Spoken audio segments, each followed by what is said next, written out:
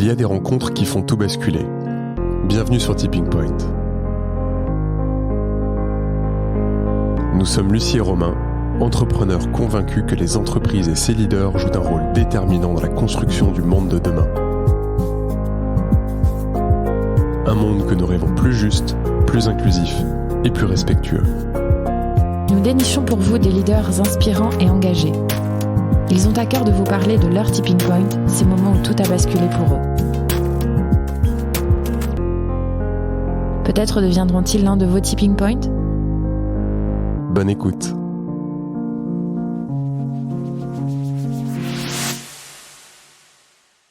Eh bien, bonjour à tous, bonjour Valérie. Merci d'avoir accepté notre invitation à témoigner au micro de Tipping Point. Merci aussi à Vola Potinet, je voulais la saluer, manager des cœurs chez Haute-Savoie Habitat, d'avoir organisé un calendrier de l'Avent fin 2022 sur le thème du miracle. Car nous ne t'avions pas rencontré auparavant. Et donc en fait, c'est la seconde fois qu'on se rencontre, et cette fois-ci pour de vrai. Alors on ne connaissait pas personnellement, et on t'a découvert au travers d'un certain nombre de tes œuvres, une série de documentaires sur les grands mystères de la vie, qui est la mort, le documentaire sur la compréhension de l'âme, et puis dernièrement une production sur l'intelligence intuitive et spirituelle au travail qu'on a dévoré, qu'on a adoré avec Lucie. Valérie, tu nous invites à réfléchir, à nous informer, à nous éclairer sur ces questions pas toujours simples à aborder en société et dans nos organisations. Valérie, d'où te vient cet élan ? D'où viens-tu ? Qui es-tu ? Bonjour Lucie et bonjour Romain et merci de m'avoir invité sur Tipping Point. Bonjour Valérie. Alors, qui suis-je ? Je dirais que j'ai commencé à m'intéresser à ces sujets par la maladie en fait. Donc c'est par la maladie que j'ai rencontré mon âme. J'ai été élevée dans une famille complètement fermée à tout ça, fermée à la spiritualité, fermée à l'ouverture. Je dirais, j'ai fait une école de commerce classique. Je travaillais 10 ans dans la finance, mais parallèlement, j'étais très sportive et j'ai eu un problème de genou et avec un genou multi-opéré que la médecine classique n'arrivait plus à soigner. Et à 30 ans, je devenais quasiment handicapée. Tu faisais quoi comme sport, Valérie ? Du ski et du tennis. D'accord. Il y a beaucoup de tennis à Paris. Et en fait, j'avais vraiment des difficultés pour marcher quotidiennement. Donc ça devenait vraiment handicapant. Et une amie m'a dit viens voir ma magnétiseuse. Et je lui ai dit hors de question. Pour moi, c'est des charlatans. Et j'ai mis 1 an à accepter d'y aller parce que vraiment j'étais mal. Et cette femme m'a enlevé toutes mes douleurs. Et elle m'a dit êtes-vous croyante ? Je lui ai dit non, pas du tout. Et elle me répond, mais là, je viens de réparer votre corps énergétique. Donc, on a un corps énergétique à l'intérieur et puis autour de nous. Et il y avait une cassure au niveau du genou. Et peut-être que les corps énergétiques, pour moi, c'est l'âme. Et peut-être que c'est un message de votre âme pour que vous commenciez à vous occuper d'elle. Vous devriez commencer à lire, à étudier lire des livres de spiritualité, étudier les religions et voir si vous y êtes sensible. Et effectivement, elle a eu raison. Parce que ça m'a passionnée. J'ai commencé, je dirais, un chemin spirituel à la fois intellectuel parce que j'ai beaucoup étudié. Je suis allée à l'Institut catholique de Paris étudier les religions. J'ai beaucoup lu. Et puis, parallèlement, j'ai fait ce chemin intérieur de rencontre avec mon âme, je dirais, pour trouver aussi cette paix intérieure.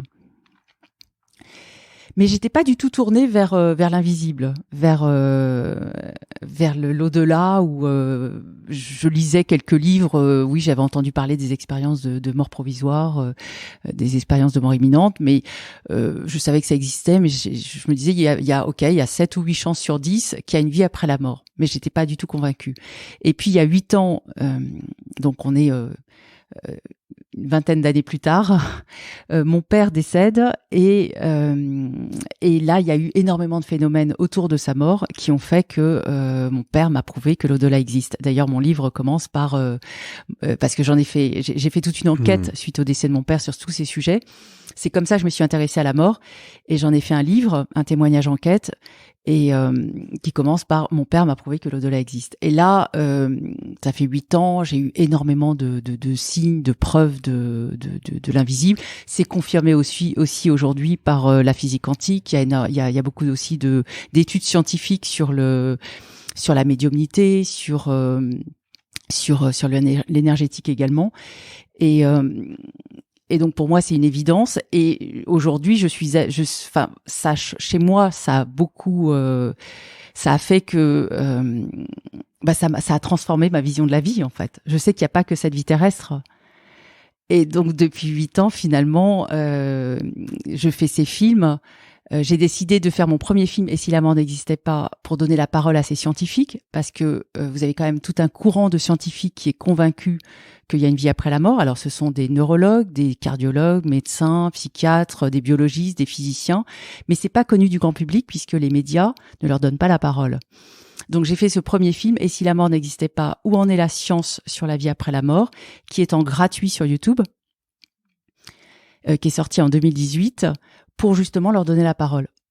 Et puis j'ai continué suite à ce film, j'ai animé parallèlement des groupes de parole sur la mort avec Stéphane Rio. Ça fait 6 ou 7 ans qu'on anime ces ateliers. Et donc on a développé toute une connaissance sur le passage. Et en fait, j'en ai fait un film donc qui s'appelle Et si la mort n'était qu'un passage, comment s'y préparer. Donc c'est à la fois un mixte de soignants, de médecins qui sont ouverts à ces sujets et de médiums et d'expérienceurs. Parce qu'il me semble qu'il y a quand même des choses à savoir avant de mourir. Et ça, c'est pas du tout connu dans cette société, la société dans laquelle on vit. Valérie, comment est-ce qu'on passe du domaine de la finance à la réalisation de films, justement là? Comment est-ce que toi tu fais ce passage-là? Alors, quand j'ai quitté la finance, c'était aussi pour créer une entreprise et donc j'ai un passé entrepreneurial aussi. Et je vais pas t'apprendre ça, mais être entrepreneur, c'est finalement faire des choses qu'on ne sait pas faire. Et donc, je me suis dit ok, un film, je sais pas faire, mais je vais le faire. Voilà. Et alors j'ai mis 3 ans à faire mon premier film. Ce qui a été long finalement, c'est de trouver les bonnes personnes avec qui le faire. Parce que avant de travailler avec Dominique Bachy, mon co-réalisateur sur ce film, j'ai travaillé avec 3 réalisateurs et j'étais pas d'accord avec ce qu'ils me proposaient en fait, avec comment monter le film, comment le préparer. Et puis une fois que j'ai rencontré Dominique, finalement en 6 mois, on a fini le film. Hein. Moi, la question que je me pose, c'est tu peux nous parler un peu là de cette voie que tu as invité à explorer ton papa? Alors, quelque part, je pense que ça devait être. On parle beaucoup de contrat d'âme avant de venir sur Terre, puisque maintenant, je suis convaincue qu'on est avant tout une âme venue sur Terre pour y faire quelque chose et ensuite qu'on repart. Donc, je lis énormément de livres de médiums, puisqu'ils sont en contact avec les défunts et le monde de l'invisible. Je précise que la médiumnité fait l'objet d'études scientifiques. C'est important de le préciser parce que oui, il y a certainement des charlatans, mais il y a quand même, c'est prouvé avec des protocoles scientifiques qui empêchent toute tricherie que des personnes sont capables d'avoir des informations émanant de personnes défuntes. Et donc, ce qui est intéressant, c'est que quand tu lis des livres de médiums, c'est que quel que soit la nationalité du médium, que ce soit des Brésiliens, des Américains, des Européens ou des Asiatiques, ils disent tous la même chose en fait sur l'au-delà. Donc c'est assez rassurant en fait. Et c'est aussi confirmé par les études sur la réincarnation qui ont été faites à l'université de Virginie aux États-Unis, où tu as des enfants quand ils commencent à parler, ils racontent des vies antérieures. Donc apparemment, on choisirait notre famille, on choisirait par rapport à ce qu'on veut accomplir sur cette terre. Donc je pense qu'on a effectivement une âme qui est venue accomplir, qui est venue faire des choses sur cette terre. On n'est pas ici par hasard. Et je pense que certainement, on avait un contrat d'âme. Je devais avoir un contrat d'âme avec mon père sur le jour où il partirait. Il me ferait savoir qu'effectivement, il y a un au-delà et suffisamment fort pour que en quoi ça transforme ma vie, c'est-à-dire que c'est difficile la vie sur Terre. Je veux dire, la plupart des gens sur cette Terre souffrent. Il y a quand même beaucoup de souffrance sur cette planète Terre. Et encore en France, je dirais qu'on est bien lotis. Mais c'est dur aussi pour beaucoup de personnes.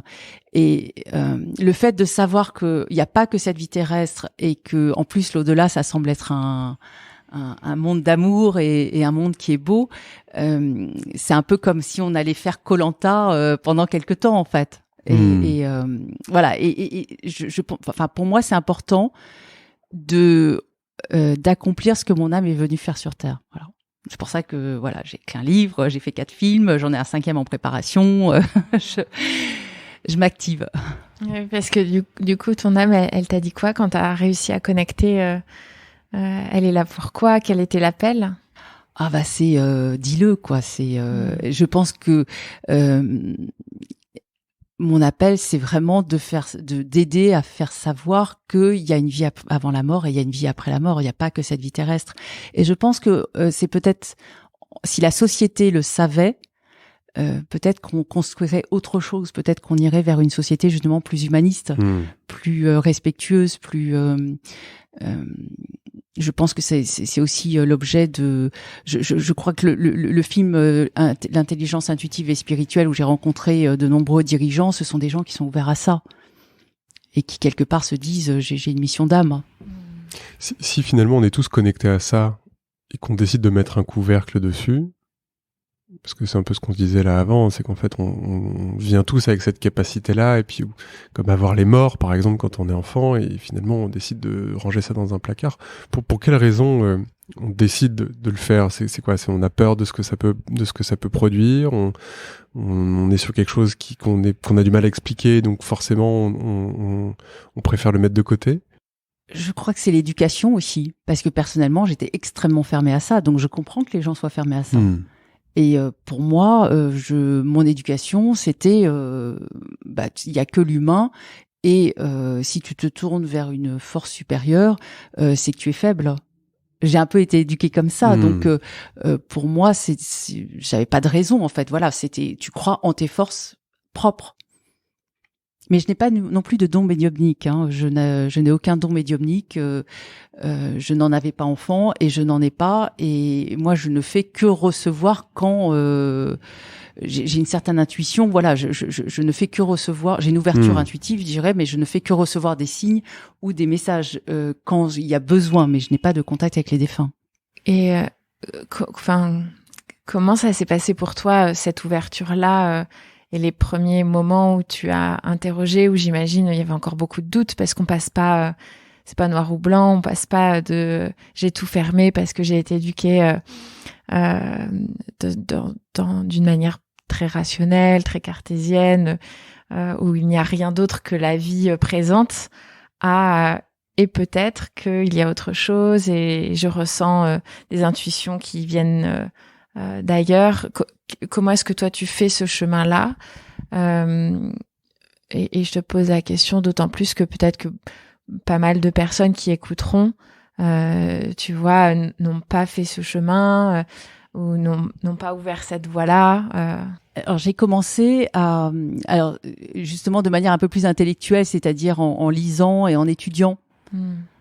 Et en lisant des livres d'ouverture spirituelle, très vite je me suis aperçue que ça me passionnait.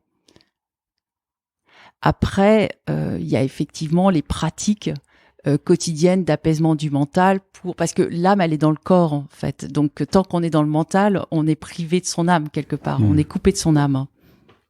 Et on vit dans une société où on est beaucoup pris par la tête, et on souffre beaucoup de ça d'ailleurs. Hein. On pense trop, on est trop dans la tête. Et alors que l'espace de l'âme, il est vraiment, je dirais, au niveau du cœur, des tripes. Et c'est un espace de paix, de sécurité, de confiance. Et quand on a goûté à ça, on a plus envie de vivre au niveau de cet espace que dans la tête. Parce que le mental, finalement, l'ego, je dirais, ne rend pas heureux. Tu te rappelles les livres que tu as lus, si tu en as un ou deux, qui toi t'ont aidé à ouvrir et que tu recommanderais? Alors j'ai commencé par Conversation avec Dieu de Neale Donald Walsch, La prophétie des Andes. Oui. Mais au début, il y en avait pas énormément non plus. Maintenant, il y a plein d'auteurs. Il y a Eckhart Tolle, Le pouvoir du moment présent. Pour les jeunes, il y a le livre de Jonathan Lehman, Voyage, journal d'un touriste du bonheur. Oui, je crois que c'est son premier livre en fait. Et où il a vulgarisé, il a vulgarisé les idées d'Eckhart Tolle. Parce que pour certains, c'est pas évident non plus de lire des livres. C'est pour ça d'ailleurs que moi j'ai fait les films, parce que c'est vrai dans le film L'âme, il y a tout ce chemin, comment aller à la rencontre de son âme. Quels sont les outils, les astuces ou les exercices que tu as pratiqués pour te connecter ou te reconnecter à ton âme, pour redescendre justement dans tes tripes? On parle beaucoup de méditation. Personnellement, je ne médite pas parce que voilà, je me vois pas m'asseoir 10 minutes ou 20 minutes par jour. Mais en revanche, j'utilise la respiration consciente, c'est-à-dire que j'ai appris à respirer déjà de manière ventrale. Donc une respiration ventrale, parce que on disait justement que l'âme, elle se situe au niveau des tripes et au niveau du cœur, et quand on a une respiration haute des poumons, eh bien on a l'âme, c'est de l'énergie. Si on veut atteindre les énergies de l'âme, il faut une respiration ventrale, parce que sinon on est coupé en fait. Quand on a une respiration haute, on est coupé en fait. Et donc le seul moyen d'avoir cette paix, d'atteindre cet espace de confiance, de paix de l'âme, c'est vraiment d'abord en ayant une respiration ventrale en permanence. Respiration des enfants. Je crois Exactement. que jusqu'à quelques mois, ils ne savent pas respirer avec Absolument. le diaphragme. Enfin, on est vraiment dans le ventre.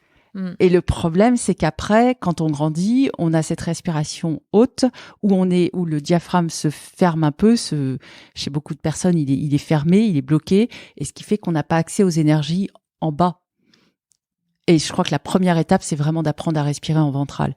Et ensuite, c'est ouvrir le chakra du cœur, puisque le chakra, c'est une roue d'énergie. L'idée, c'est vraiment de fluidifier toutes les énergies qu'on a en nous. Le système énergétique, les corps énergétiques. Ça veut dire quoi ouvrir son cœur? Parce que voilà, on parle beaucoup, Alexis, dans ta dernière œuvre, on parle aussi énormément, le fait d'aller, parle beaucoup de manager par le cœur ou de manager avec le cœur. Alexis dit on ouvre son cœur. Ça veut dire quoi ça exactement? Alors pour moi, le cœur, c'est la sensibilité compassionnelle, la sensibilité empathique. Et si on prend au niveau énergétique, le chakra du cœur, le cœur c'est l'âme. Alors dans les sagesses ancestrales, on dit que là, le cœur c'est le siège de l'âme. Et en fait, l'âme c'est de l'énergie d'amour, puisque l'au-delà c'est un monde d'amour. Donc on a une partie de cette énergie d'amour en nous, et c'est de l'énergie bienveillante. Et en libérant le chakra du cœur, on a accès à cette énergie bienveillante en nous. C'est pour ça que quand on parle qu'on a une joie intérieure, une paix intérieure, quelque part, c'est parce qu'on a accès à cette énergie bienveillante en nous. Et il faut la libérer. Et donc, ouvrir son cœur, c'est libérer cette énergie du chakra du cœur, cette énergie de l'âme. Et là, on a accès à ça pétille à l'intérieur de nous. Et après, très concrètement, pour compléter et répondre à ta question, Romain, il y a plein d'exercices, même le yoga, des pratiques corporelles, qui, pour mettre un peu plus de clarté sur ouvrir le cœur, qui te permettent de refluidifier ces énergies-là. La cohérence cardiaque, le yoga, le tai chi, toute pratique qui te permet de rentrer dans ton corps. Ouais. Et la méditation, évidemment. Ouais. C'est intéressant parce que dans tes films, tu fais assez rapidement aussi le lien avec le monde du travail, avec les organisations. Pourquoi c'était important pour toi parce qu'on pourrait le garder à un niveau plus individuel, le ressenti plus individuel, d'aller chercher ces sujets-là dans les organisations? Alors, je viens du monde de l'entreprise, puisque j'ai quand même travaillé 20 ans en entreprise. Et pour moi, pour qu'il y ait un changement de société, je pense que ça passera aussi par les entreprises. Et donc, ouvrir les dirigeants à ces sujets, ça permettra aussi d'avoir des entreprises à impact, des entreprises, un changement de société, aller vers une société plus humaniste, plus aussi où on puisse trouver des solutions pour qu'on arrive tous à vivre ensemble sur cette terre. Ça ne passera pas que par les politiques, il faut aussi que ça passe par les entreprises qui ont un certain poids aujourd'hui. Et comment tu vas chercher ces dirigeants ou ces personnes qui viennent témoigner dans ton film, dans tes films, pardon, même? Alors, dans les premiers films, comme j'ai beaucoup lu, j'ai beaucoup lu de livres d'experts, donc c'est aussi mes rencontres de lecture où je me suis dit tiens j'aimerais bien interviewer telle personne. Après ça c'est un peu le bouche à oreille ou les rencontres. Je suis assez intuitive à ce niveau-là, c'est-à-dire je me dis si je rencontre les personnes arrivent finalement sur ta route et je me dis bah voilà cette personne j'ai envie de l'interviewer. Je fais pas une liste au départ évidemment j'ai une liste au départ, mais après j'ai la moitié de la liste et la seconde moitié de la liste c'est vraiment au fur et à mesure des rencontres. Et pour ce qui est du dernier film sur l'entreprise, j'ai fait un appel à témoignages au sein de la communauté des leaders éclairés. Voilà. Et un de mes critères, c'était pas de consultants, que des gens qui sont en opérationnel, parce que pour moi, c'était important d'avoir des personnes qui disent on fait comme ça et non, il faut faire ça. Donc la moitié des personnes, je les ai trouvées effectivement par la communauté des leaders éclairés, et ensuite ça a été vraiment le bouche à oreille, les rencontres. C'est quoi les challenges de faire un film En tout cas, tu es la première personne qui réalise des films avec qui on a la chance de pouvoir discuter. Comment est-ce qu'on s'y prend et qu'est-ce que ça vient soulever comme problématique de réaliser un film aujourd'hui ? Alors, on peut arriver à réaliser un film sans trop de moyens. Moi, j'ai un ami, voilà, qui est cadreur, enfin donc qui me fait les images, et puis ensuite j'ai un monteur. Moi, je dirais que ceux qui veulent, au départ, vous voyez, je suis allée voir un producteur, je suis allée voir la voie classique. C'est s'enfermer dans 3-4 ans de projets, de dossiers pour quelque chose qui finira peut-être par ne pas aboutir. Surtout qu'aujourd'hui, par exemple, les télévisions ne vont pas sur ces sujets. Donc c'est très difficile de faire passer un dossier. Et c'est pour ça que moi j'y suis allée en direct et je me suis dit je ferai des ciné-débats, je mettrai en VOD. Il y a d'autres moyens de distribution aujourd'hui. Et puis pour quelle raison les médias ne s'y intéressent pas selon toi ? La société, on est dans parce qu'ils ont peut-être peur d'ouvrir sur ces sujets. Il n'y a pas l'audience. Alors l'audience est là. L'audience est là parce que l'audience de mass média. Alors je dirais l'audience. La mort intéresse énormément. L'âme, c'est pareil. Mon premier film est à 3,8 millions sur YouTube. Quand j'ai sorti mon livre, qui est quand même un livre sur la mort, un témoignage enquête, mon éditeur m'a demandé combien de personnes je pensais avoir à la signature. J'ai dit quelques amis proches et puis mes amis proches et puis quelques personnes intéressées, maximum 30 personnes. Et j'ai dû faire 2 signatures parce que j'ai fait 2 fois 80 personnes, alors que je n'ai pas 160 amis. Donc c'est que le sujet de la mort intéresse. Et on le voit bien chaque fois qu'on a fait des projections, on fait ça le comble partout avec. On refuse du monde, même je parle de grandes salles de cinéma, 400, 500, 700 personnes. À chaque fois, on fait ça le comble. Parce que ce sujet, justement, intéresse et n'est pas traité. Et puis, il y a aussi le fait que énormément de gens s'ouvrent à ces sujets. Les signes, par exemple, on parlait des signes que j'ai reçus de mon père, on est 25% de la population à avoir reçu un signe.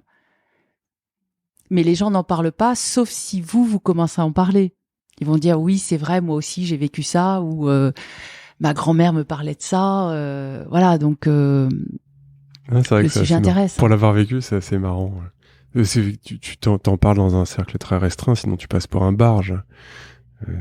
La discussion qu'on a vue avec Stéphane Rio, justement sur ces moments où on a pu tester des choses, de rencontres avec des personnes disparues. Moi, ma mère en l'occurrence, je ne pense ne pouvoir en discuter qu'avec lui, parce que dans une sphère plus personnelle, ou même au travail, on va se dire mais le mec est frappé en fait. Le mec est frappé et donc qu'est-ce que c'est que cette histoire ? Donc c'est moi je comprends mais par contre dès que tu vois effectivement une porte entrouverte, en fait on a tous envie d'aller là-dedans en disant allez je vais en discuter, je vais poser mon sujet parce que je pense qu'en fait ça peut nourrir et je vais me nourrir des échanges qu'on va avoir avec les autres. Je sais pas ce que t'en penses toi Lucie. Non, je suis d'accord et surtout moi, ce qui me frappe récemment, c'est de voir à quel point dans les librairies, par exemple, les rayons de développement personnel, mais spirituel aussi, ont pris une place énorme là où avant il y avait une dizaine de bouquins qui se battaient en duel. Aujourd'hui, c'est un étage entier. Si je prends des Citres, Place Bellecour à Lyon, qu'on connaît bien, qui est une énorme librairie, c'est impressionnant. Il y a l'étage entier et ça, même ne serait-ce que quand on est arrivé. Enfin, moi, quand je suis arrivée à Lyon il y a 4-5 ans, c'était pas le cas. Donc il y a je sais pas. C'est pour ça que je te demandais, Valérie, pourquoi est-ce que c'est l'état du monde actuel et ce renfermement et cet individualisme poussé à l'extrême qui fait que ça crée tellement de tensions internes que chacun de nous a besoin de réouvrir ou en tout cas d'aller chercher de l'information pour se raccrocher à quelque chose et aller retrouver un peu le sens. Je sais pas ce qui fait qu'on a ce mouvement qui est très visible aujourd'hui. Et aujourd'hui, c'est un mouvement sérieux. C'est des scientifiques, c'est des médecins, c'est des physiciens. Ouais, c'est peut-être ça aussi. Et d'ailleurs, moi, mon premier film, puisque je disais qu'au départ, j'étais une cartésienne, donc je comprends tout à fait. Et mon premier film, je l'ai vraiment pensé. Aujourd'hui, par exemple, quand je suis face à des personnes qui me disent c'est n'importe quoi, je n'argumente pas. Je leur dis, il existe un film qui dure 50 minutes sur YouTube, qui te présente toutes les études scientifiques sur ces sujets. Et voilà. Et quand on additionne les différents phénomènes, les différentes études, à la fin, ça laisse un doute quand même. Enfin, ça permet d'ouvrir, en fait. Et ils peuvent plus vous dire c'est n'importe quoi, parce que s'il y a des études scientifiques sur le sujet. Mais j'ai interviewé, parce que je prépare l'âme 2, sur l'âme, l'au-delà et l'invisible, et j'ai interviewé Christophe Fauré, qui est ce psychiatre français. Je dirais, pour ceux qui le connaissent pas, Christophe André est très connu sur la méditation, et Christophe Fauré est le psychiatre référent en France sur le deuil et sur la mort. Et il y a 1 an, il a fait une conférence à l'Université de Genève de médecine où il a présenté toutes ces études scientifiques. Et là, il a un livre qui est sorti il y a 3 mois où il présente toutes les études scientifiques sur ces sujets. Donc aujourd'hui, si vous voulez, et je l'ai interviewé pour l'âme 2 et il me disait, mais dans les pays anglo-saxons, ce n'est pas c'est n'importe quoi ou est-ce que c'est une réalité ? C'est ok, maintenant on sait que ça existe, c'est une réalité. Alors comment on fait pour avancer ? En France, on est loin de ça. Mais ça finira par arriver parce que c'est une vérité, c'est une réalité. Oui, et on est loin de ça, et à la fois, là, les films sont regardés, les livres sont lus, donc c'est comme s'il y avait 2 niveaux, un niveau très intime où les portes s'ouvrent, ou en tout cas les questionnements sont là, et la sphère plus collective où c'est encore compliqué d'en parler. Ça va, j'ai beaucoup d'espoir. Alors, moi, j'ai l'espoir que je verrai la société s'ouvrir et être convaincue qu'il y a une vie après la mort, j'espère avant de mourir. Voilà, je me dis, j'ai peut-être encore 30 ans à vivre. J'espère que je le verrai. Mais il y a quand même beaucoup d'espoir. Et puis en plus, on sent vraiment qu'il y a une volonté de l'au-delà, du monde de l'invisible, de se faire connaître. Parce qu'on est de plus en plus à recevoir des signes, on est de plus en plus à écrire. Vous avez par exemple une association de parents endeuillés, ce qui est le deuil d'un enfant, c'est ce qui est probablement ce qu'il y a de pire, qui s'appelle les mamans lumineuses et les papas aussi, qui est justement ouverte à ces sujets, et qui grandit. Donc c'est comme si aujourd'hui on est nombreux à avoir des parcours de vie où il y a des décès et on sait qu'on doit témoigner. Et c'est comme si l'au-delà nous disait, bon, bah, ok, maintenant, notre génération, en tout cas, vous devez ouvrir. Et la génération d'après, nos enfants, bah, ils seront là pour créer un nouveau monde. Mais nous, on est là pour ouvrir et témoigner de ça et apporter des éléments de preuve. Ouais, c'est beau et j'aime, le lien que tu fais et que tu proposes d'aller regarder comment est-ce que ça se traduit aussi dans l'entreprise, dans les rapports humains qui sont notre quotidien. Tu vois, c'est quoi une entreprise qui est ouverte à la spiritualité versus une entreprise qui ne l'est pas? Qu'est-ce que ça donne de différent? Alors déjà, il y a cette ouverture de cœur où on est plus dans la collaboration, on est moins dans l'ego, ce qui fait qu'on est moins dans la défense de ses intérêts, mais on joue beaucoup plus collectif. On a de l'empathie, on a pour ses collaborateurs, on a une considération. Il y a de l'entraide. Ça, c'est ce qui m'a frappé aussi en faisant ce film, parce qu'on parle souvent de la bienveillance, le respect. Bon, mais ça, c'est classique. C'est le minimum, en fait. Et il y a des entreprises qui mettent en place l'entraide. Et ça, je trouve que c'est très fort. Par exemple, Alexandre Pachuski me disait, alors malheureusement, j'ai pas pu prendre ce passage dans le film parce que il l'a dit d'une manière où j'ai pas pu le prendre. Voilà, ça c'est le problème de la vidéo. Et il disait que quand, dans sa société, quand quelqu'un atteignait ses objectifs mais n'avait pas aidé ses collègues, eh bien, il n'était pas valorisé. Et je trouve que c'est fort, en fait. Ça pousse l'entraide à, tu joues plus individuel, tu joues collectif. Et ce qui fait que ça fait aussi, ça donne aussi beaucoup plus de plaisir à aller travailler. Le collectif, quand tu es bien dans un collectif, tu te sens inclus, ça change tout. La cohésion d'équipe, ça fait que tu avances ensemble et tu as plus de plaisir à aller travailler.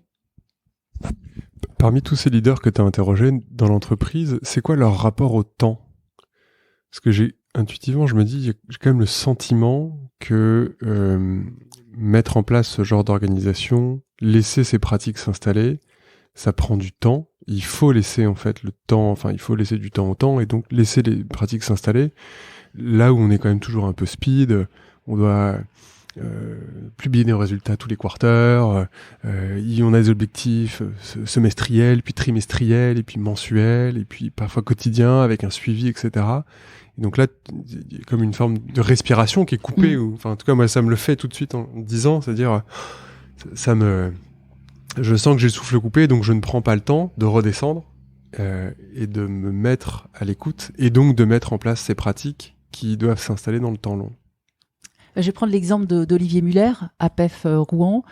Il m'a expliqué, lui, sa boîte existe depuis une dizaine d'années et il a fait cette transformation il y a 3 ans. Donc, entreprise libérée avec cette ouverture aussi spirituelle. Et alors, ça a mis un certain temps, effectivement, à se mettre en place, mais maintenant, il voit les résultats. Il a une équipe soudée, il a une équipe qui avance. Il le dit, c'est 30% d'absentéisme en moins, 50% de turnover en moins. Mais il a pris le temps. Il a pris le temps. Parce que c'était important pour lui. Ouais, c'était ses valeurs, en fait. Alors, il a fait aussi un travail alors, il travaille beaucoup en collaboration avec son équipe. C'est-à-dire que les valeurs, ils les ont décidées ensemble. Ils ont construit ensemble cette libéralisation de l'entreprise. Ouais. Et comment est-ce que tu définis pour toi la spiritualité le mot spiritualité? Oui, parce qu'on l'utilise beaucoup et de plus en plus. Tu vois, qu'est-ce que ça veut dire pour toi? C'est une bonne question.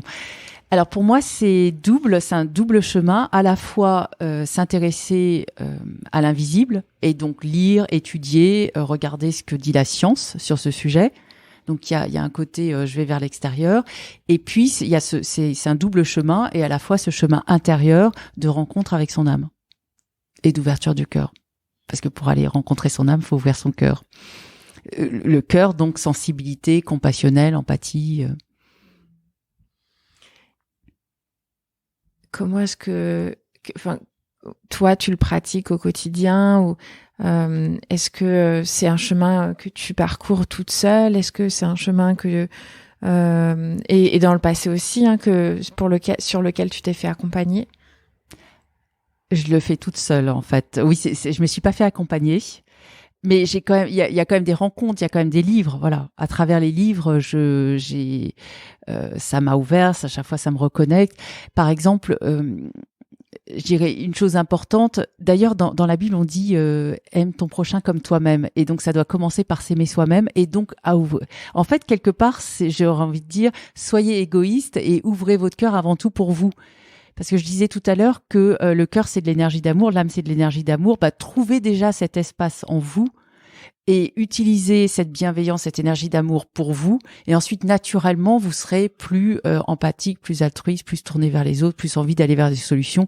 Vous aurez aussi cette intelligence intuitive qui va se développer. Et donc, vous saurez pourquoi votre âme est venue sur Terre. Et vous aurez intuitivement les messages. Parce que beaucoup de gens ne savent pas pourquoi ils sont sur Terre ou se disent je ne sais pas vers quoi j'ai envie d'aller ou quelle est ma mission de vie. Mais si on n'a pas accès à son âme, c'est difficile de connaître sa mission de vie. Donc ça passe déjà par soi. Donc déjà, soyons égoïstes et trouvons cet espace de paix et de confiance. Voilà, trouvons cette énergie d'amour qui est l'âme en nous avant d'aller vers les autres. Ouais, et quand on dit s'aimer soi-même pour aimer les autres, c'est aussi s'aimer soi-même entièrement en fait, dans ce que l'on est. C'est pas que le côté joli, c'est aussi aimer ses défauts, apprendre à les comprendre, etc. Parce que c'est ce qui nous permettra d'aller chercher l'autre en fait entièrement. Ça, on en avait pas mal parlé avec Nicolas Bourdin dans un des épisodes où il avait vraiment vécu cette éducation religieuse et il dit mais j'ai parfois l'impression comme on n'aime que les parties qui sont belles en nous, finalement, on peut pas aimer complètement l'autre. Absolument. Et la tolérance, c'est déjà pour soi, en fait. Ouais. C'est s'apprendre à s'aimer entièrement. Et donc, ce qui fait qu'on accepte l'autre et la différence entièrement, également chez l'autre.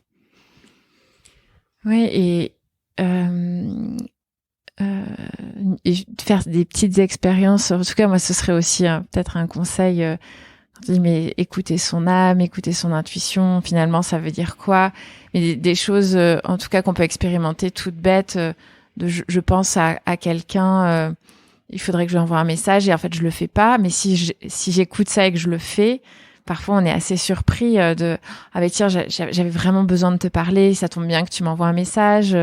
Juste de suivre ces tout petites intuitions ou ces tout petites pensées, enfin, mais qui ne sont pas des pensées, mais tiens, si je changeais de chemin aujourd'hui et que j'ai envie de prendre de tourner à gauche alors que je prends toujours le même chemin, où est-ce que ça m'emmène et pourquoi est-ce que j'avais cette intuition là?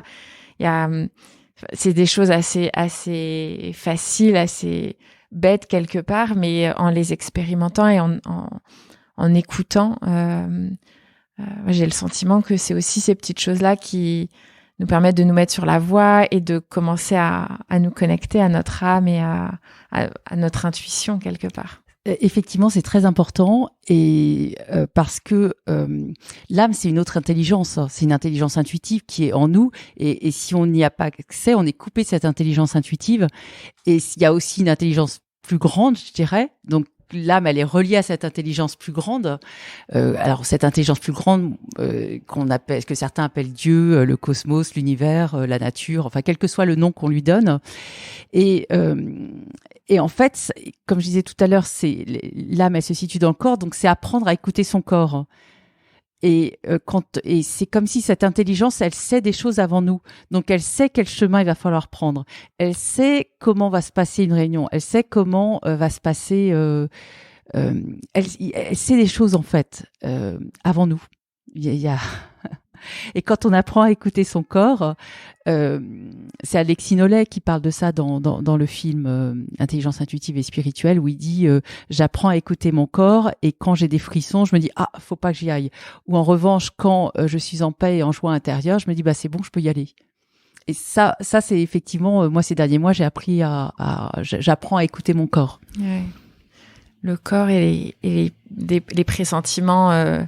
Moi, je sais que là, très dernièrement, je fais l'expérience à chaque fois que je ressens et que je me dis, tu vas l'oublier. Si tu le mets là, tu vas l'oublier. Je me dis, c'est bon, j'ai vu, donc je vais pas l'oublier. J'oublie systématiquement le sac. Et je me suis vraiment dit avant, quelques minutes ou quelques heures avant, ne le mets pas là, tu vas l'oublier. Bon.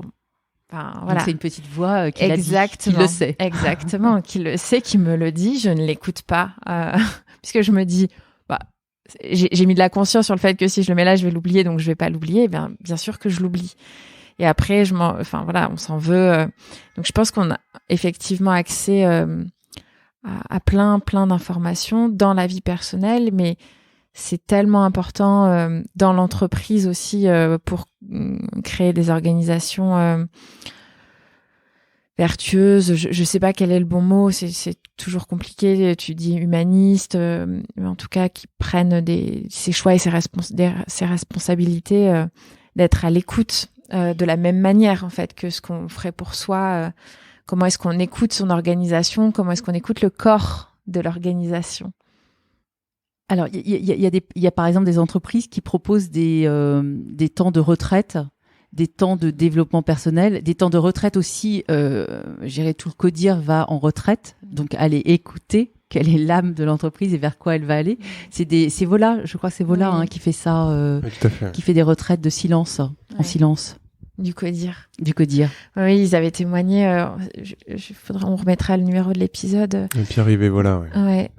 10 jours dans le silence, à écouter l'entreprise, à écouter son âme, ce qu'elle voulait dire. Et c'est incroyable puisque ce qui est ressorti, c'était préparez-vous sur le digital et sur le télétravail parce qu'on va passer des moments difficiles. Et ça, c'était novembre 2019, 3 mois avant le Covid. Et donc, ils se sont équipés. C'est vraiment, le témoignage, il est assez extraordinaire. Hein. Vraiment, je vous encourage à l'écouter aussi. Ils se sont préparés, ils ont pris tous les accès Zoom, ils ont pris le matériel informatique nécessaire sans savoir que le Covid était là et allait arriver, mais c'est quelques semaines avant. Et c'est vraiment ce qui ressortait de leurs 10 jours de Vipassana. Je sais pas si c'était exactement Vipassana, mais en tout cas de retraite dans le silence, l'organisation avait dit. Ouais. Incroyable. Ouais, c'est assez fort. Ouais, c'est très fort. Valérie, quels sont les sujets, les projets là qui sont les tiens pour le futur ou en tout cas dans ces prochains mois? Quels sont les sujets que tu as envie d'éclairer et d'aborder? Alors, je travaille sur un livre sur les 2 derniers films en fait, donc sur l'intelligence intuitive et spirituelle au travail, un peu un mode d'emploi par rapport à ce film. Donc concrètement, comment on fait, comment est-ce qu'on avance, donc pour soi et pour son organisation. Pareil pour l'âme, a priori, il y aura un livre qui sortira aussi sur l'âme. Mais dans ce film, c'était vraiment dans ce premier film, c'était aller à la rencontre de son âme dans cette vie. Et donc, j'ai commencé à réaliser l'âme 2, qui sera sur l'au-delà et l'invisible. Et qu'est-ce qu'on sait du devenir? C'est quoi les hypothèses? Puisque si je suis convaincue qu'il y a une vie après la mort, après, ça ne peut être que des hypothèses. Et quelles sont les hypothèses sur le devenir de l'âme dans l'après et puis aussi avant notre naissance. Et je pense que ça serait intéressant aussi d'ouvrir sur tout l'aspect énergétique. C'est-à-dire les corps énergétiques, prendre conscience qu'on a une part énergétique en nous et qu'on peut agir dessus. Et l'invisible, c'est aussi justement cette reliance énergétique. On parlait tout à l'heure par exemple, qu'on n'a pas pu pendant le Covid accompagner les mourants, nos proches mourants, et énergétiquement, tous les médiums nous disent qu'on peut se relier énergétiquement. Donc plutôt que d'être dans la colère, ce qui impacte en plus l'énergie du défunt, c'est plutôt de lui envoyer de l'amour et de se relier énergétiquement de manière bienveillante envers ce défunt. Et si on a des choses à lui dire, on peut encore lui dire. Donc c'est modifier en fait c'est avoir une vision plus énergétique et de reliance par rapport à notre société où on a l'impression qu'on est tous coupés les uns les autres, coupés de nos défunts, alors que il peut y avoir une reliance énergétique. Et ce que tu disais, on n'est pas dans la croyance là. Là, on est dans des faits. C'est ce que tu disais, c'est scientifiquement prouvé. Il y a des gens qui ont fait des études et on est capable de le démontrer aujourd'hui. La meilleure preuve, c'est les hôpitaux qui donnent les coordonnées de coupeurs de feu à ceux qui sont brûlés. Et les coupeurs de feu, parfois, ils sont à 800 km. Et ça marche. Ouais. Stéphane avait témoigné, pareil dans l'épisode de cette espèce de zona qu'il était en train de développer à l'œil et qu'il s'était fait soigner à New York par un rebouteux du fin fond de la Bretagne. Sa tante, hein? Sa tante, pardon, Stéphane. Pas un rebouteux. C'était sa tante, ouais. Mais c'était sa tante. Et 3 jours plus tard, il retourne voir le médecin et il dit donc les médicaments ont fait effet. Il lui dit mais je les ai pas pris en fait. Ouais. C'est assez extraordinaire. Donc on n'est pas dans un système de croyance, c'est ça. Donc il faut le tester en fait. Il faut aller le chercher. Absolument. Il faut aller accepter de s'ouvrir aussi à ces pratiques-là, au moins une fois, et puis 2 fois, et puis y revenir pour en voir les effets aussi bénéfiques. Ce qui est valable pour les organisations, que le leader soit en capacité de s'ouvrir à écouter son organisation pour comprendre ce qu'elle est en train de dire, pour pouvoir agir et naviguer. Est-ce que, Valérie, tu as regardé dans les autres cultures ou dans d'autres parties du monde, parce que ce qu'on se dit là est très vrai en France et peut-être en Occident, si j'ai envie de faire un raccourci. Et encore, je sais pas très bien comment est-ce que ce que tu disais au Royaume-Uni, il y a déjà des choses qui sont beaucoup plus acceptées et partagées, qu'ici en France. Je suis certaine que dans d'autres cultures moins occidentales, il y a plein de choses qui se font, des croyances qui sont différentes et des connaissances qui sont différentes. Est-ce que tu as exploré ça aussi ou pas? Oui, tout à fait. Et c'est intéressant. Je disais tout à l'heure justement que j'avais étudié un peu les religions, les différentes spiritualités. Par exemple, la spiritualité Maasai est vraiment intéressante parce que en fait, tout ce qu'on redécouvre aujourd'hui au niveau spirituel, au niveau du chemin spirituel, pour eux, c'est ce qu'ils apprennent en fait. C'est-à-dire, on disait que tout à l'heure, il fallait d'abord s'aimer soi. Eh bien, chez les Maasai, c'est d'abord tu trouves le bonheur en toi et ensuite tu offres ce bonheur aux autres. Donc, le premier chemin à faire, c'est soi d'abord. Et ils sont tout le temps dans la gratitude. Le jugement n'existe pas. Ils jugent pas les autres. Donc il y a des valeurs qui sont autres. Ils évitent les pensées négatives parce qu'elles ont un impact. Il y a pas mal de choses comme ça où tu te dis mais finalement chez eux c'est ancré ce chemin spirituel de trouver son âme et d'être connecté.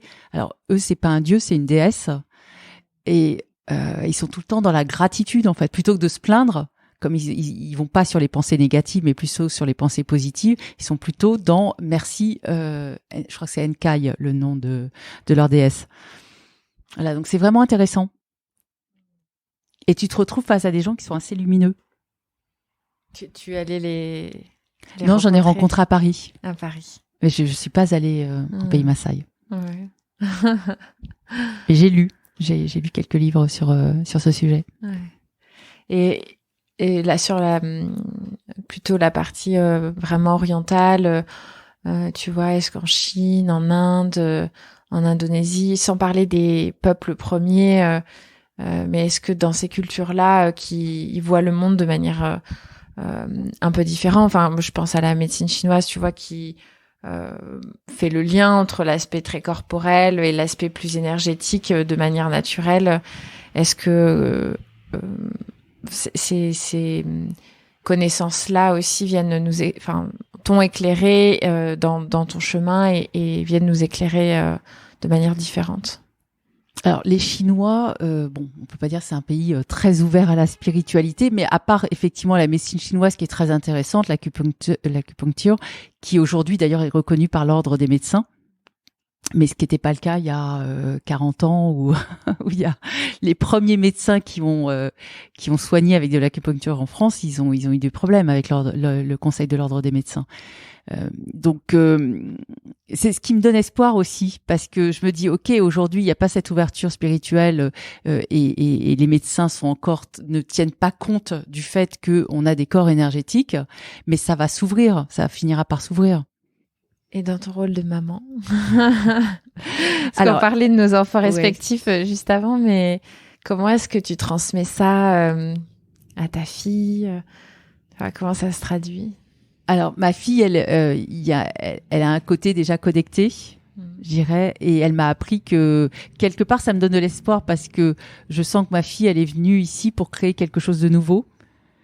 Et je pense qu'il y a plein d'enfants qui naissent en ce moment, elle a 15 ans, hein, mais il y a plein d'enfants qui sont sur Terre aujourd'hui pour justement créer ce nouveau monde. Et je crois qu'aujourd'hui, on ne peut... Donc, ça me donne beaucoup d'espoir entre les enfants qui naissent, enfin, qui sont sur Terre aujourd'hui pour créer un nouveau monde, entre l'au-delà qui a envie, on sent qu'il pousse pour que on avance en envoyant énormément de signes. Alors, on se demande parfois, mais pourquoi est-ce qu'ils n'envoient pas un grand signe? Le Covid en était un, non? Peut-être, il nous a fait avancer aussi, mais voilà. Mais quand je parle de grands signes, c'est ils nous font savoir qu'il y a un au-delà, que les défunts continuent à vivre sous une autre forme, qu'il n'y a pas que cette vie terrestre, et pour qu'il y ait vraiment un changement de paradigme. Mais bon, ça se fait petit à petit, mais en tout cas, ça se fait. On est, comme tu le disais, il y a de plus en plus d'auteurs, il y a de plus en plus de personnes qui témoignent de cet invisible qui s'ouvre à ça. C'est donc, on est sur la bonne voie. Je dirais que dans 10, 20 ans, ça devrait, espérons que ce soit accepté et qu'on ait une société qui réfléchisse autrement. Moins dans l'ego et plus dans le collaboratif et l'humanisme. Je me souviens plus du nom de cette personne, Corinne Sombrin, ouais. qui avait fait une expérience justement de transe. De transe chamanique, qui était allée à la rencontre de son mari, je crois, qui est décédé. Je dis peut-être une bêtise. Non, je crois que c'est ça. C'est ça, hein. Et effectivement, elle est allée à la rencontre de ce monde-là, et elle a écrit un livre qui s'appelle Un monde plus grand. C'est bien ça? Je dis pas de bêtises. Elle a fait un film aussi avec Cécile de France, de mémoire. Et effectivement, ça donne beaucoup d'espoir et d'optimisme en disant, mais en fait, le monde ne se limite pas qu'à cette petite planète bleue, mais à quelque chose de beaucoup plus grand et beaucoup plus, sympa à explorer aussi, quoi. C'est beaucoup plus optimiste, puisque c'est ce que tu disais en introduction tout à l'heure, c'est que la vie après la mort, on ne peut faire que des hypothèses, mais toutes les hypothèses qu'on émet, c'est un monde plus doux, plus agréable, fait de beaucoup plus d'amour. Donc c'est aussi chouette. Et se tourner vers l'invisible, c'est certain que ça apporte beaucoup de joie et d'espoir. Et on en a besoin. Aujourd'hui, oui. Mais d'ailleurs, dans le film L'âme, on me fait remarquer que tout le monde est lumineux. Ah, oui, c'est vrai. Mais ma première envie de faire un film, ça a été le lendemain de l'épisode du Bataclan, donc le 14 novembre 2015. C'était un samedi. Et le vendredi, j'étais à Paris. Et le samedi soir, j'avais une conférence à Dijon sur mon livre, dans une association d'aide au deuil. Et il y avait 200 personnes. Et le samedi, je me suis dit, mais ça va être annulé. Et j'avais aucune envie d'aller gare de Lyon, prendre mon train. Enfin, le samedi 14 novembre, je pense que personne ne voulait bouger de chez soi. Et en fait, elle me dit, non, c'est maintenu, faut venir. Donc, j'ai pris mon train. Et je me suis retrouvée face à 200 personnes, et on était pourtant dans une association d'aide au deuil, mais qui avaient tous de la lumière dans leurs yeux, en fait, qui avaient tous, tout le monde était lumineux. C'est-à-dire, les gens avaient cette ouverture, avaient eu énormément de signes, de contacts médiumniques. Donc, et c'est là que je me suis dit, mais il y a une telle différence entre les gens qui pensent qu'il y a que cette vie terrestre et qui finalement sont tristes et trouvent que la vie est difficile, et puis ces personnes qui sont ouvertes à ce sujet. Bien sûr que la vie peut être difficile aussi et qu'ils ont des problèmes, mais en tout cas, ils ont cet espoir, ils ont cette joie, ils ont cette luminosité. Donc il y a bien un côté énergétique, parce que on voit la lumière dans les yeux de ces gens qui sont ouverts. On dit ils sont lumineux. Oui, de la foi en fait, en la vie au sens large. Large, oui, pas au sens uniquement terrestre. Ouais. Comment est-ce qu'on peut visualiser tes films? Tu disais il y en a qui sont en libre accès sur YouTube, les autres, comment est-ce qu'on peut les regarder pour les personnes qui nous écoutent? Alors j'ai un site valérieseguin.com qui donne tous les liens, parce que le premier est sur YouTube et les 3 autres ils sont en VOD sur plusieurs plateformes. Et donc ça, voilà, il y a plus, ça peut être sur iTunes, sur Apple, sur même Canal VOD aussi en télé, sur Vimeo, sur Proximus en Belgique. Et donc il y a tous les liens des films, et puis il y a aussi les liens des ciné-débats. Il y a un ciné-débat du dernier film sur Zoom le 27 mars avec Thierry Janssen. À Lyon également, je serai à Lyon le 2 avril. Voilà, le 2 avril. C'est chouette. Le 2 avril matin, il y a L'âme qui passe dans un colloque. Et la veille à Neuville. D'accord. À Neuville-sur-Saône, on passera l'intelligence spirituelle, intuitive et spirituelle au travail. Mais tout est indiqué sur mon site, en fait. Oui, pour se rendre aussi aux événements. On mettra le lien en description. Ouais, super. Valérie, est-ce qu'il y a un sujet qu'on n'a pas abordé, que tu avais envie de partager avec nous ce matin? Je crois qu'on a fait le tour. Je vous remercie pour ce moment et de cette contribution. Non, je me demandais pourquoi un film plus que, tu vois, l'oral, le podcast, les livres que tu écris aussi. En fait, tu nous as donné la réponse. On voit vraiment, au-delà d'entendre les témoignages, on voit ces visages, on voit l'âme de ces personnes quelque part qui nous parlent, leur rayonnement et c'est les images contribuent autant que les mots à nous faire comprendre et à nous éclairer sur le chemin de ces dirigeants, de ces entreprises, de ces scientifiques, de ces personnes qui viennent témoigner. Oui, et puis il y a des gens qui lisent pas. Donc un film, ça permet effectivement d'avoir un public plus large. Et on parlait de lumière. Alors ça veut pas dire que, par exemple, dans l'âme, il y a 3 mamans qui ont perdu des enfants et qui sont lumineuses. Donc ça montre aussi qu'avec ce chemin spirituel et cette ouverture, il y a une résilience. C'est là qu'est l'espoir. Ouais. Bon, donc on peut regarder tes films, venir à ta rencontre à Paris, à Lyon, et puis dans d'autres villes plus tard, j'imagine aussi. La Rochelle aussi, avec Charles Klobuchar. Et La Rochelle. De Léa Nature. On fait un ciné-débat ensemble le 6 avril. Super. Et puis nous, on mettra les liens de toute façon de ton site. Et puis, on doit retrouver aussi ton livre. Ouais, sur mon site aussi. Ouais. Génial. Merci beaucoup, Valérie, pour ce partage. Mais au-delà de ce partage dans ce podcast, en fait, voilà, tout ton travail qui est assez, qui est indispensable et qui nous ouvre et nous connecte et à notre foi et à de l'espérance plus forte. Donc ça fait du bien. Ouais, merci beaucoup, Valérie. On avait beaucoup apprécié ton intervention au calendrier organisé par Vola. Et effectivement, c'est aussi nous la contribution qu'on avait envie d'avoir avec Tipping Point, c'était d'ouvrir à ces pratiques-là et t'es une super créatrice, une super messager de ça. Et merci d'avoir accepté notre invitation et d'avoir partagé ton témoignage et tes travaux. Merci beaucoup. Merci à vous, parce que comme je le disais tout à l'heure, les médias classiques ne vont pas sur ces sujets, donc c'est important qu'il y ait des personnes comme vous qui permettent de faire connaître ce travail et ces études et voilà, tout ce chemin, cette ouverture. Merci.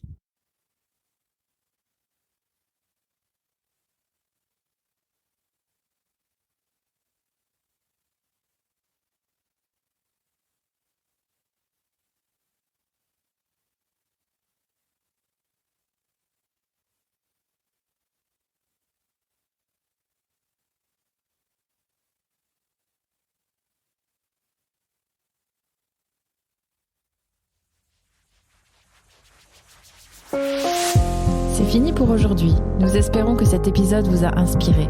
Retrouvez toutes les infos et les épisodes sur notre site tippingpoint.fr, tipping-point.fr.